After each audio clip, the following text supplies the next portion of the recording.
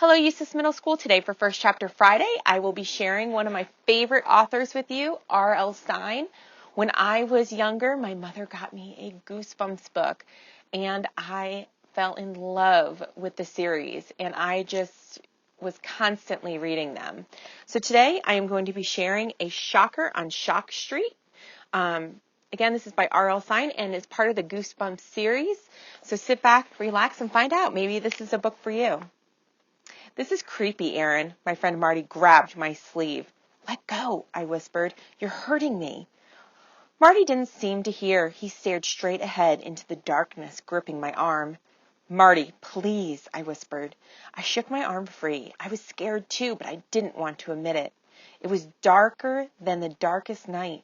I squinted hard, trying to see, and then a gray light glowed dimly in front of us. Marty ducked low. Even in the foggy light, I could see the fear in his eyes. He grabbed my arm again. His mouth dropped open. I could hear him breathing hard and fast. Even though I was frightened, a smile crossed my face. I liked seeing Marty scared. I really enjoyed it. I know, that's terrible. I admit it. Aaron Wright is a bad person. What kind of friend am I? But Marty always brags that he is braver than me, and he's usually right. He usually is the brave one, and I'm the wimp.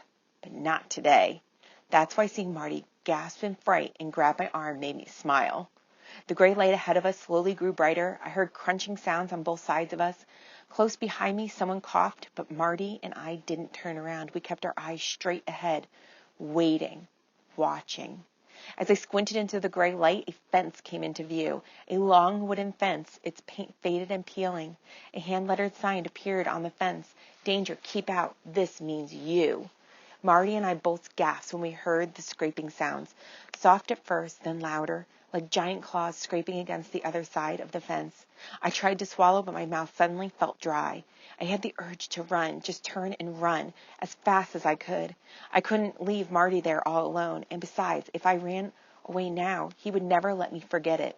He'd tease me about it forever. So I stayed beside him, listening as the scraping, clawing sound turned into banging, loud crashes. Was someone trying to break through the fence? We moved quickly along the fence, faster, until the tall, peeling fence pickets became a gray blur.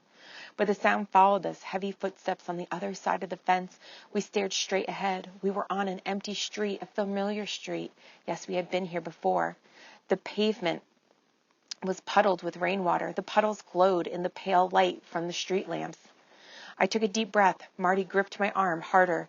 Our mouths gaped open. To our horror, the fence began to shake. The whole street shook. The rain puddles splashed against the curb. The footsteps thundered closer. "Marty," I gasped in a choked whisper. Before I could say another word, the fence crumbled to the ground, and the monster came bursting out. It had a head like a wolf, snapping jaws of gleaming white teeth, and a body like a giant crab. It swung 4 huge claws in front of it, clicking them at us. Its snout pulled open in a throaty growl. "No!" Marty and I both let out howls of terror. We jumped to our feet, but there was nowhere to run. Whew, that's a good first chapter. All right, I'm going to read you the back just to give you a little bit more of an idea what this book is about. Aaron Wright and her best friend Marty love the Shocker on Shock Street movies. All kinds of scary creatures live on Shock Street. The Toadinator, Eight-Face, the Mad Mangler. Aaron and Marty visit the new Shocker Studio theme park and get the scare of their lives. First, their tram gets stuck in the cave of the living creeps. Then they're attacked by a group of enormous praying mantis. Real life is a whole lot scarier than the movies. Shock Street isn't real, is it? All right. If you enjoyed that or you liked how that book sounded, check out some of his other ones because he has a lot of good ones. I hope you're all doing well, and I can't wait to hear what you're reading. Bye.